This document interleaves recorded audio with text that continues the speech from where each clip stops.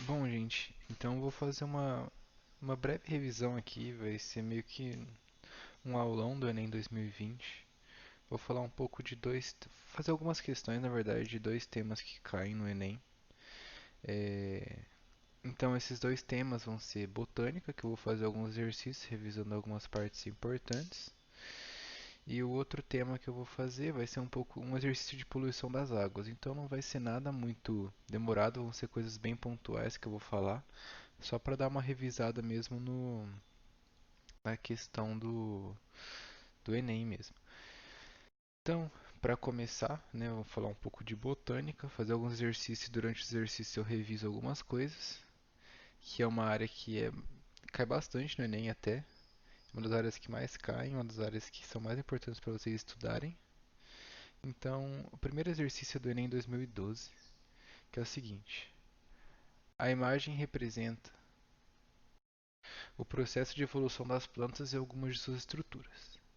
Para o sucesso desse processo, a partir de um ancestral simples.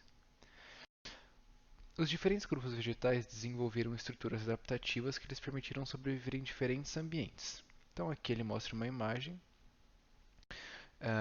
do reino Plantae, né, que são os vegetais, mostrando a evolução delas e os processos adaptativos. Então, começando aqui com a alga verde ancestral, aí o aparecimento do gametófito dominante e do arquegônio vieram as briófitas. Aí, as pteridófitas já tinham o esporófito como dominante, e a partir daí também tiveram os vasos condutores. As gimnospermas, por sua vez, elas já tinham sementes saladas e grãos de pólen. E as angiospermas, elas começaram a apresentar frutos e flores para sua reprodução. Então, com tudo isso, essas são as características principais de cada grupo, né? O que realmente mais importou, o que mais diferenciou entre cada grupo durante a evolução. E a pergunta é a seguinte: qual das estruturas adaptativas apresentadas contribuiu para uma maior diversidade genética? Então, alternativa A, as sementes saladas que favorecem a dispersão aérea. B, os arquegônios que protegem o embrião multicelular. C, os grãos de pólen que garantem a polinização cruzada. D, os frutos que promovem uma maior eficiência reprodutiva. Ou E, os vasos condutores que possibilitam o transporte da seiva bruta. Bom, a questão das sementes saladas, da alternativa A, elas favorecem a dispersão aérea, sim, só que ela não vai favorecer uma diversidade genética. Porque a semente alada ela só vai favorecer justamente isso que diz na alternativa, a dispersão. Então, essa semente vai poder germinar em um local mais distante do que aquele em que ela foi gerada, favorecendo assim uma maior possibilidade dessa planta crescer. Então, para não haver competitividade entre as plantas de mesma espécie. Então, se essa semente caísse próxima da árvore onde ela foi gerada, haveria uma competição por alimento e nutrientes entre essas duas plantas, o que desfavoreceria uma, uma perpetuação da espécie. Então, essas sementes saladas são para favorecer essa dispersão e não haver essa competição entre duas árvores próximas de uma mesma espécie. Os arquegônios que protegem o embrião multicelular, alternativa B. Então, essa alternativa, ela, ela não contribuiu para uma diversidade genética por simplesmente não, não haver uma troca de DNA nessa questão do arquegônio em si. Alternativa C. Os grãos de pólen que garantem a polinização cruzada. Essa alternativa é a alternativa correta, justamente porque os grãos de pólen eles vão ser eles vão ser a parte masculina da reprodução. E quando esse grão de pólen ele sai da planta, eles podem cair eles podem fecundar com um óvulo de uma outra planta que tem uma outra sequência de DNA, um outro material genético, e assim há uma diversidade genética por causa disso, porque há essa troca de materiais genéticos entre duas plantas diferentes, da mesma espécie, lógico. Alternativa D. Os frutos que promovem uma maior eficiência reprodutiva. Bom, essa alternativa ela está errada porque os frutos eles promovem realmente uma maior eficiência reprodutiva, mas não uma maior diversidade genética. Então o que que os frutos fazem? Eles protegem a semente, eles facilitam a dispersão também. Então, eles protegem a semente como? Porque eles estão envoltos por algum material, que no caso é o fruto. Então vai haver uma proteção. E também facilitam a dispersão porque um animal, por exemplo, que se alimenta desse fruto, vai ingerir essa semente. E aí quando ele excretar os restos desse fruto e essa semente, ele vai estar em outro local. Então facilitando assim a dispersão e aumentando a sua eficiência reprodutiva, porque da mesma maneira das sementes saladas, essa planta vai ser germinada em outro ambiente, não vai haver tanta competição com aquela planta daquele mesmo local onde ela foi gerada e assim por diante. E os vasos condutores que possibilitam o transporte da seiva bruta. Bom, essa alternativa ela está errada também porque não vai haver uma maior diversidade genética por causa dos vasos condutores. Esses vasos condutores, eles vão transportar a seiva bruta e vão permitir assim um maior tamanho da planta. Então, por exemplo, as briófitas, elas são avasculares, ou seja, elas não têm vasos condutores. E por causa disso, o transporte é muito lento entre as células dela. É por osmose. E esse transporte lento não possibilita um tamanho grande dessa planta. Então, esses vasocondutores vão simplesmente facilitar o transporte de nutrientes e assim vai ter um maior tamanho a planta, que é uma das consequências disso. Então, aí mais uma vez, alternativa C, os grãos de pólen que vão garantir essa polinização cruzada. Tem uma aula no aluno em si explicando um pouco mais sobre isso. Se houver alguma dúvida, é só ir lá nessa aula que fala de gimnospermas ou angiospermas, que eu vou explicar certinho a questão do grão de pólen. Enem 2010. Os frutos são exclusivos das angiospermas e a dispersão das sementes dessas plantas é muito importante para garantir o sucesso reprodutivo, pois permite a conquista de novos territórios.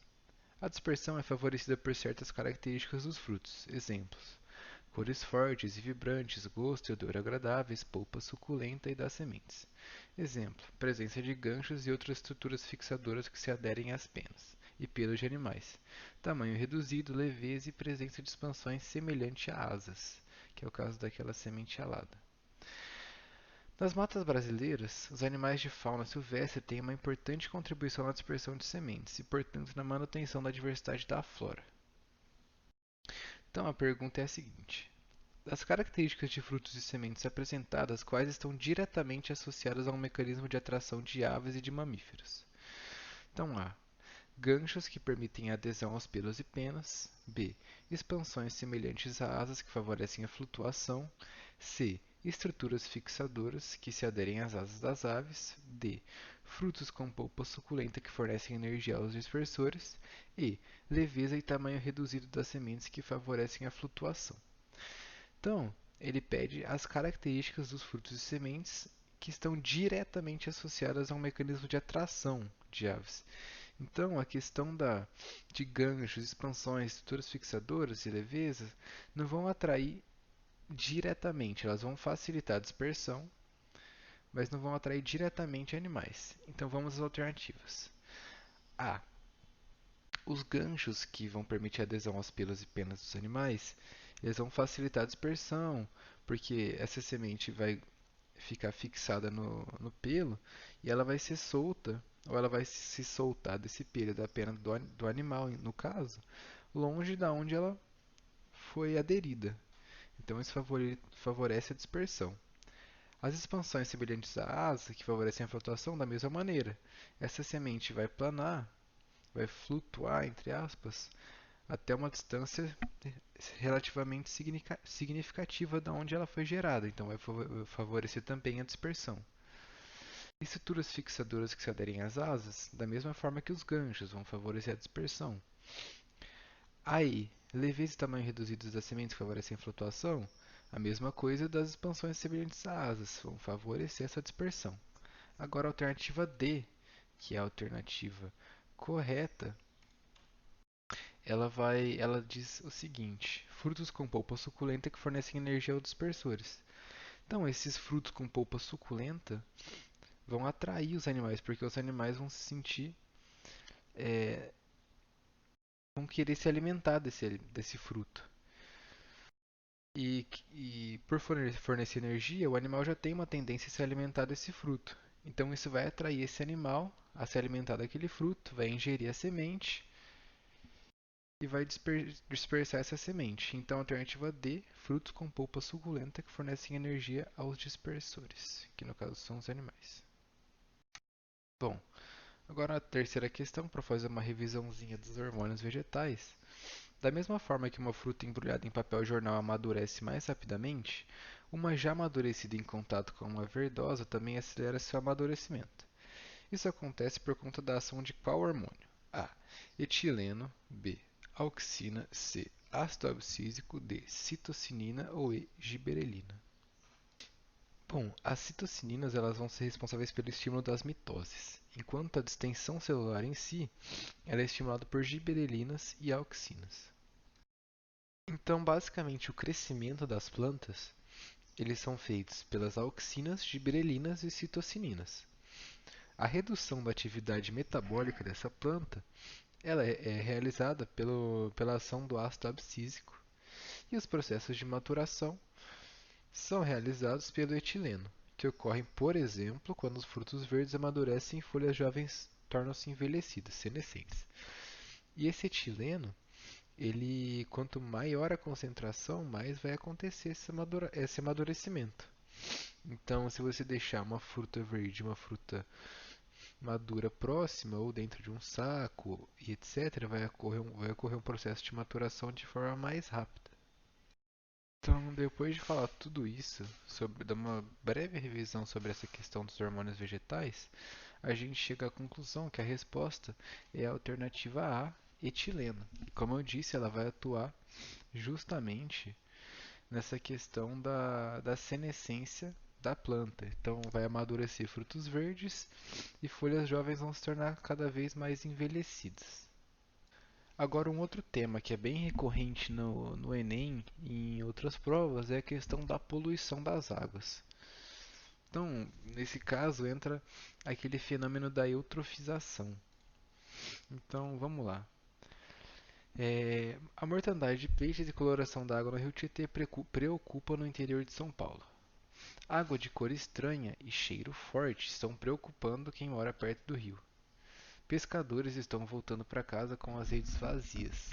O que você está vendo são peixes mortos, mas não morrem só peixes. Morre toda uma cadeia abaixo dos peixes, que são outros micro-organismos, pequenos crustáceos, pequenos moluscos, que são alimentos dos peixes. Explica o biólogo Ari Ficais, professor voluntário aposentado da Unesp de São José do Rio Preto. A reportagem faz referência ao fenômeno da eutrofização. Então, como eu disse, é uma questão sobre eutrofização que é bem recorrente nos vestibulares. E aqui tem uma imagem de como fica o rio Tietê e do que acontece nesse fenômeno da eutrofização. Então, a pergunta é a seguinte: nesse fenômeno, um dos eventos que precedem e um dos eventos que sucedem a mortandade dos peixes são, respectivamente, A. Despejo de esgotos nas águas e decomposição aeróbica. B. Proliferação de micro-organismos aeróbicos e decomposição anaeróbica. C. Redução da matéria orgânica disponível em mortandade de crustáceos e moluscos. D. Turvação da água e redução da matéria orgânica disponível. Ou E. Produção de gás sulfídrico e proliferação de micro-organismos aeróbios. Então, basicamente, como vocês conhecem a eutrofização, essa questão da proliferação de micro-organismos aeróbicos e decomposição anaeróbica que acontece devido ao despejo de esgoto. E esse aumento de nutrientes que vai favorecer justamente isso, né? Proliferação de micro-organismos aeróbicos e decomposição anaeróbica posteriormente. E tudo isso vai gerar essa morte de peixes.